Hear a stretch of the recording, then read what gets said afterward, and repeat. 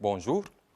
On va traiter ensemble le module MLI, c'est-à-dire modulation de la largeur d'impulsion, de leçon programmation des microcontrôleurs de type PIC. Objectif de cette partie de leçon, élaborer un programme spécifique à une application à base des microcontrôleurs PIC 16F876A, soit l'application dite modulation de la largeur d'impulsion MLI, qui permet de faire varier la valeur moyenne d'un signal. Exemple, la variation de la vitesse de moteur à courant continu de déplacement de robot aspirateur. Compte tenu de cette partie de leçon, on va commencer par la mise en situation, principe de la variation de la vitesse d'un moteur à courant continu, mise en évidence de la technique MLI, génération des signaux MLI par microcontrôleur 16F876A et finalement, utilisation des procédures prédéfinies de compilateurs MicroPascal. On commence par la mise en situation. Le déplacement de robots aspirateurs est assuré par deux roues motrices, entraînées en rotation par deux moteurs à courant continu. Voilà les deux roues motrices entraînées par deux moteurs à courant continu. En variant le sens de rotation et la vitesse de chaque roue, le robot peut se déplacer dans toutes les directions. Exemple, pour la marche en avant ou en arrière, la vitesse de la roue gauche égale à la vitesse de la roue droite. Pour la déviation maintenant à gauche, cas d'un obstacle à droite, alors la vitesse de la roue droite sera supérieure à la vitesse de la roue gauche. Pour la déviation maintenant à droite, cas d'obstacle à gauche, maintenant la vitesse de la roue gauche supérieure à la vitesse de la roue droite. On va présenter maintenant notre cahier de charge. Dans une salle de surface réduite, le robot circule dans le sens avant à une vitesse réduite, soit 25% de sa vitesse maximale, soit V égale 0,25 fois V max. Pour les deux moteurs, dans le cas d'un obstacle détecté par un capteur B à sa gauche, le robot doit contourner cet obstacle. Pour ce faire, la vitesse de moteur gauche doit passer maintenant à 75% de la vitesse maximale. Alors la vitesse gauche supérieure à la vitesse droite. Comment maintenant varier la vitesse de moteur de la roue gauche? Pour varier la vitesse de moteur de robot, on utilise la technique de modulation de largeur d'impulsion. Principe. La variation de vitesse d'un moteur à courant continu par MLI consiste à alimenter ce moteur de façon discontinue avec un H pour faire varier la tension moyenne à ces bornes avec tension moyenne égale alpha fois V. Alpha représente le rapport cyclique et V la tension d'alimentation du moteur. Alors, c'est quoi hacher une tension? C'est agir sur le temps on et le temps off. Voilà deux signaux. On remarque ici, lorsqu'on augmente le T on, le T off diminue, alors la tension moyenne du moteur de la roue gauche augmente et par la suite, la vitesse de la roue gauche augmente. Si maintenant on diminue le T on, alors le T off augmente, la tension moyenne du moteur de la roue gauche diminue et par la suite, la vitesse du moteur de la roue gauche diminue. Voyons bien ici que le T on représente l'un quart de la période, avec toujours la période est constante. Et ici, le T on est égal à 3/4 de la période. Pour le premier signal, le rapport cyclique alpha égale 0,25.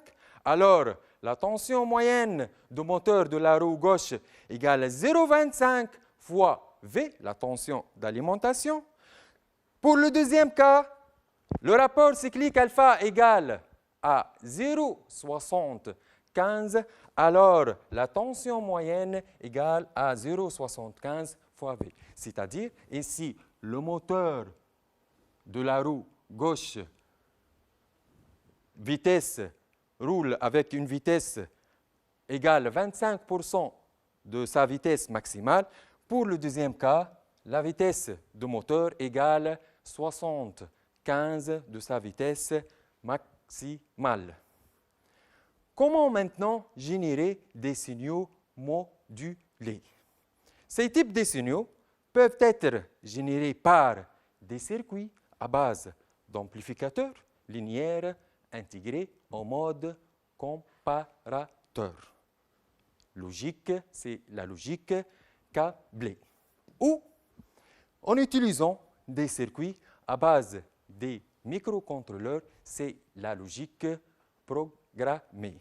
Voyons bien ici que la base de transistor que représente le hacheur de ce moteur, elle est reliée à la broche RC2 CCP1. On sait bien que RC2, c'est une entrée-sortie numérique, que ce n'est pas notre cas, puisqu'on va générer un signal modulé, donc on va utiliser CCP1. C'est quoi CCP1? Plusieurs microcontrôleurs possèdent des modules capables de générer automatiquement des signaux MLI, généralement appelés sorties PWM en anglais. Les microcontrôleurs PIC 16F87X, tels que le PIC 16F876A, possèdent deux sorties PWM notées CCP1 et CCP2. CCP, c'est-à-dire capture, compare, PWM. Voyons ces deux circuits intégrés de microcontrôleurs dont on a coloré deux broches en rouge. Ces deux broches ont pour rôle pour générer des signaux modulés. Donc, pour le PIC 16F876 et 874, pardon. Donc, la broche 16 et 17. Pour le PIC 16F876 et 873, broche 12 et 13. Qu'est-ce qu'on peut dire maintenant à notre microcontrôleur pour générer des signaux modulés? Utilisation des procédures prédéfinies de compilateur MicroPascal. Dans ce cas, le MicroPascal dispose d'un help qui définit les instructions ou les procédures utilisées pour exploiter le module PWM. M. Voilà, ce sont 4 procédures. Première procédure, PWM X tiré bas init, avec X, c'est-à-dire CCP1 ou CCP2. PWM X tiré bas 7 tiré bas duty. PWM X tiré bas star et PWM X tiré bas stop. Alors, on commence par la première procédure. PWM X init 1000, c'est-à-dire initialise le module PWM de la sortie CCP-X à la fréquence 1000 Hz. PWM X star, démarrage de module PWM. PWM X-7-duty, N change le rapport cyclique alpha de signal sortant sur la broche CCP-X, c'est-à-dire CCP1 ou CCP2, avec N varie de 0 à 255. Donc le nombre N, c'est l'équivalent binaire de rapport cyclique alpha, avec alpha égale N sur 255. PWMX-stop, c'est pour arrêter le module PWM. Comment maintenant intervenir sur mon programme pour faire varier la vitesse de moteur de la roue gauche? Donc, initialisation de PWM à une fréquence, ici 1000 Hz. Démarrage de PWM 1-star.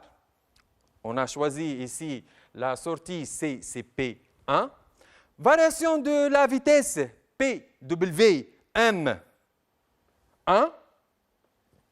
Donc, PWM1-7-duty N, avec N, c'est l'équivalent du rapport cyclique alpha.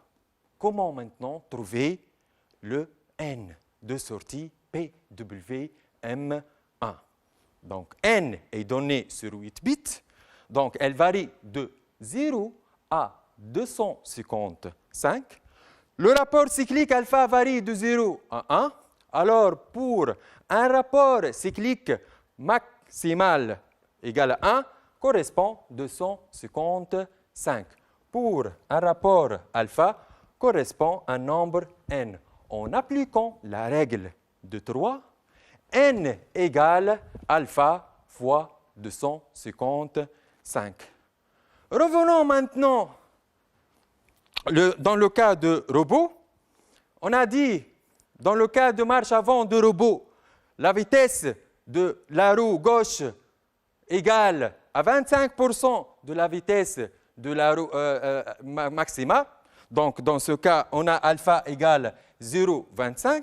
Alors, on peut déterminer n égale à 64. Dans le cas d'un obstacle, dans ce cas, la vitesse de la roue gauche augmente, c'est-à-dire égale à 75 de sa vitesse maximale. Alors, alpha égale à 0,75. Alors, n égale à 192. Alors, voilà les deux valeurs de n qui peuvent varier la vitesse de moteur de la roue gauche. Schéma de principe. Donc, voilà le transistor. La base du transistor est reliée à la broche 13 CCP1 pour générer des signaux modulés, c'est-à-dire des signaux à période constante, mais à rapport cyclique variable. En ajoutant un oscilloscope pour visualiser ce signal modulé, un bouton P qui remplace le capteur d'obstacle, il est relié à RB0. Et voilà notre moteur M1, moteur de la roue gauche. On va répondre à ces questions.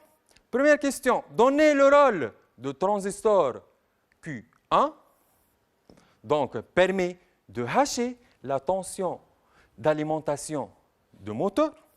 Deuxième question, quelle est la technique utilisée pour faire varier la vitesse de moteur M1? Justifiez le choix de la sortie RCI2 CCP1 de microcontrôleur PIC 16F876A. Alors, la technique utilisée pour faire varier la vitesse de moteur est la modulation de largeur d'impulsion MLI. Le choix de RC2 CCP1 puisque c'est une sortie capable de générer automatiquement des signaux MLI. On passe maintenant à notre programme. Comme tout programme en micropascal, on commence toujours par le mot programme suivi par le nom de ce programme. Déclaration des variables. B reçoit B de type sbyte at rb0-byte, contact à gauche que remplace l'obstacle. N de type byte, begin. B reçoit 0, initialisation de contact, pas d'obstacle.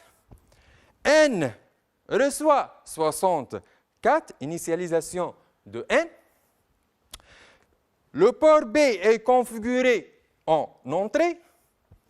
PWM1-bas init 1000, initialisation de module PWM. PWM1-bas star, démarrage de signal PWM. PWM-bas 7 duty N. Le robot, dans ce cas, roule à 25% de sa vitesse maximale. On a dit qu'on va prendre N initialement égal à 64. While true do, boucle infinie, begin. If B égale à 1, then begin, N reçoit maintenant 192, point virgule, PWM 1-bas 7 duty N int. En présence d'obstacle, lorsque B égale à 1, la vitesse de la roue gauche passe à 75% de sa vitesse maximale pour contourner l'obstacle. Else, begin, N reçoit 64, PWM 1-bas 7-bas duty N int. En absence d'obstacle, la vitesse revient à 25% de sa vitesse maximale. Int fin de boucle et int fin de programme. On va compiler ce programme sous micropascal.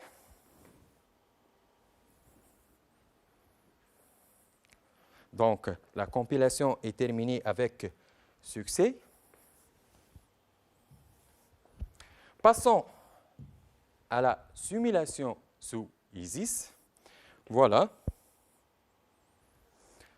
Voilà, le moteur tourne à 25% de sa vitesse maximale, avec le T1 ici égal l'un quart de la période, en présence d'obstacles. Maintenant, voyons bien que la vitesse augmente de ce moteur. Et ici, le T1 devient le 3/4 de la période. En fonctionnement normal, le moteur est à vitesse réduite. Dans le cas d'un obstacle, voyons que le moteur augmente sa vitesse pour contourner l'obstacle. J'espère que j'ai bien expliqué ce module. Merci pour votre attention.